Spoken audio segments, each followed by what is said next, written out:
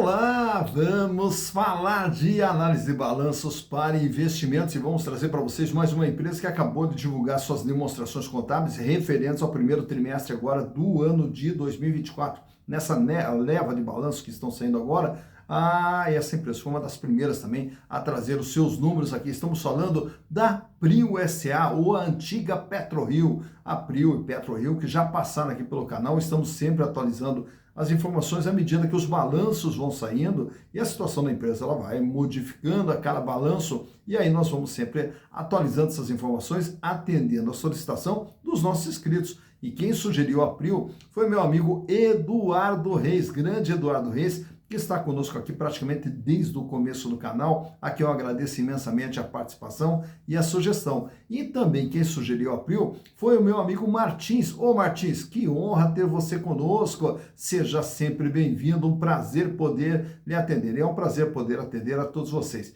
E para tanto é muito fácil, basta entrar aqui, ó, canal Silas Degraf, e manda a sua sugestão. Aproveita, faça a inscrição e dá um like. Venha junto conosco construir e repartir conhecimentos.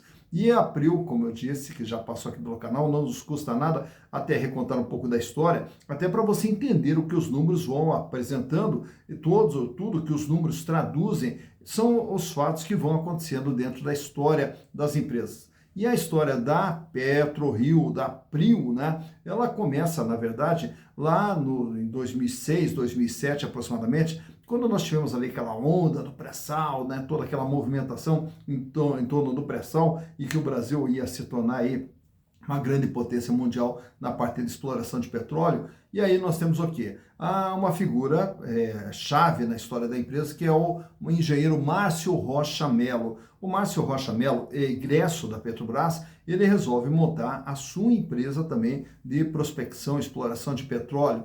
E aí, no começo ali, ele cria uma empresa chamada HRT Petróleo.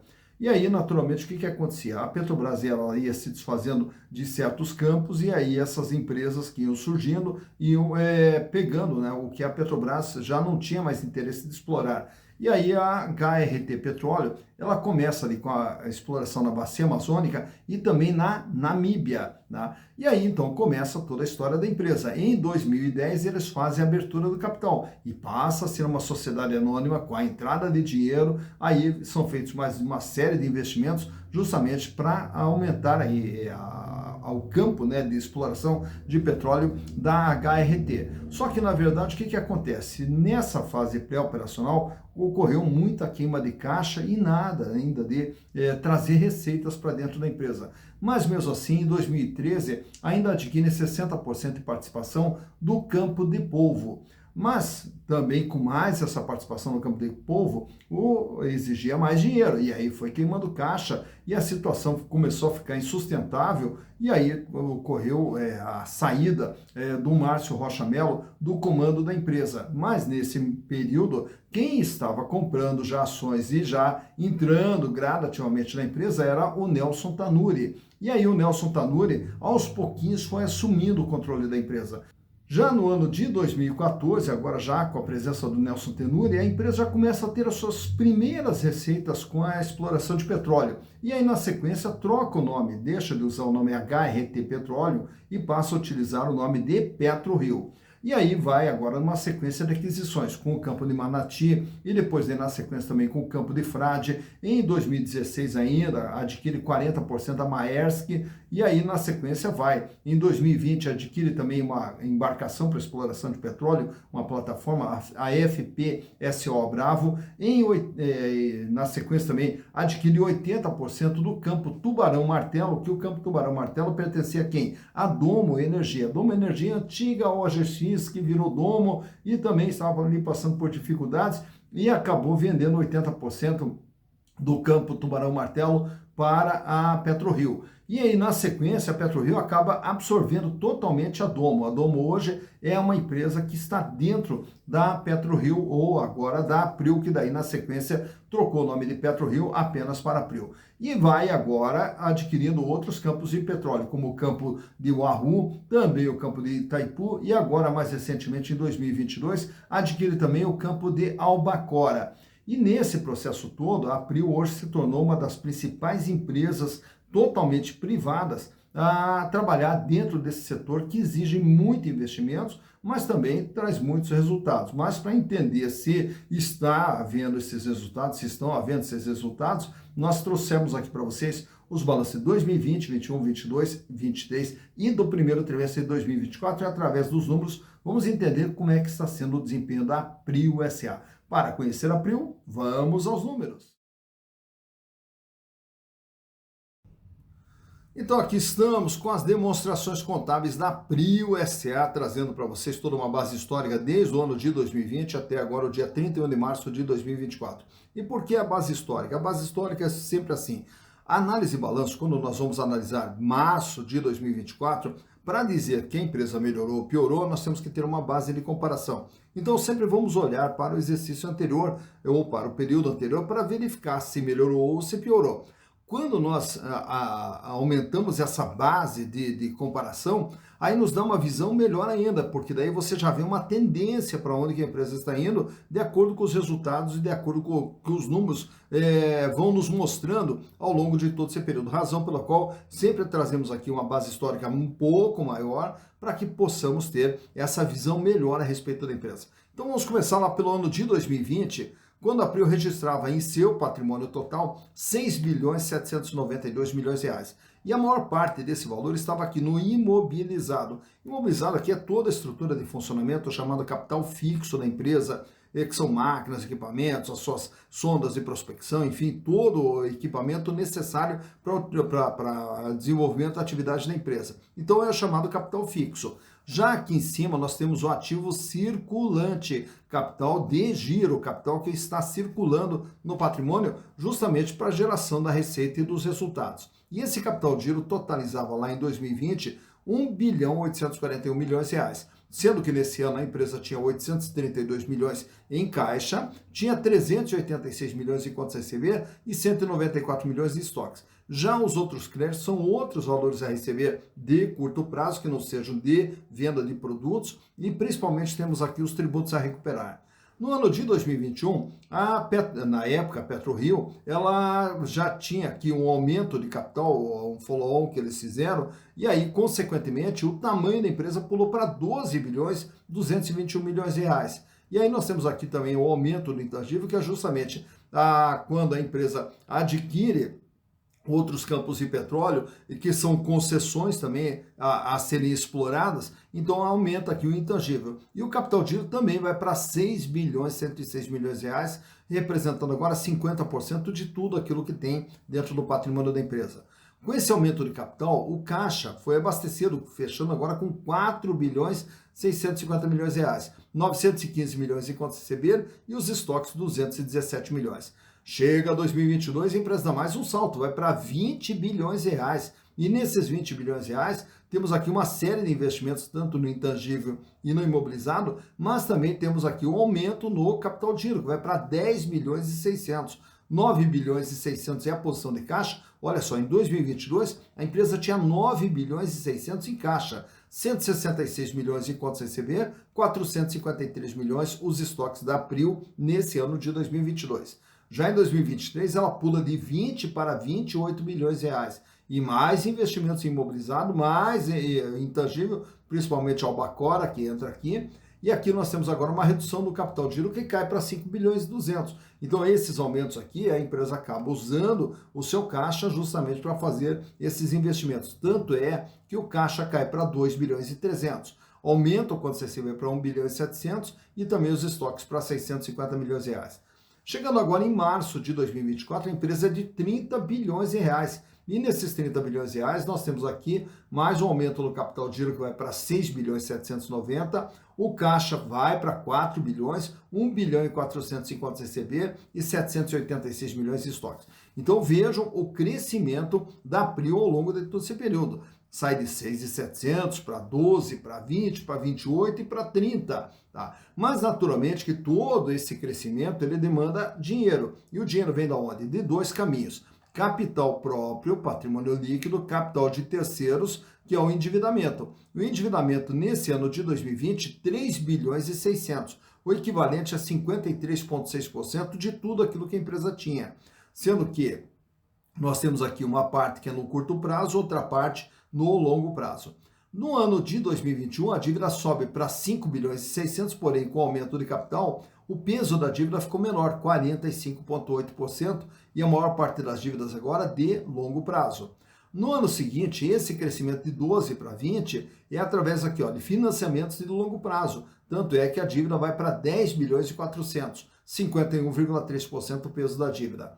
Quando ela aumenta o seu patrimônio de 20 para 28, novamente aqui, ó, o aumento justamente através da utilização de capital de terceiros, fazendo com que o endividamento fechasse agora em 14 bilhões e 400. Porém, o peso da dívida permaneceu estável em 51%. Fecha agora 2024, no primeiro trimestre, com 15 bilhões e 300 de dívida, porém a dívida hoje corresponde à metade do patrimônio da empresa. Então a dívida sai com 53, 45, 51 e agora 50. Tudo isso aqui para gerar os resultados que são vistos aqui pela DRE. Lá em 2020, faturamento de 1 bilhão e 900. Em 2021, 4 bilhões e 300. Em 2022, 6 bilhões e 300. Em 2023, 11 bilhões e 900. E agora, em 3 meses desse ano de 2024, 3 milhões e 200, o que nos dá uma projeção aí de um faturamento de pelo menos entre 12 bilhões e meio e 13 bilhões para 2024.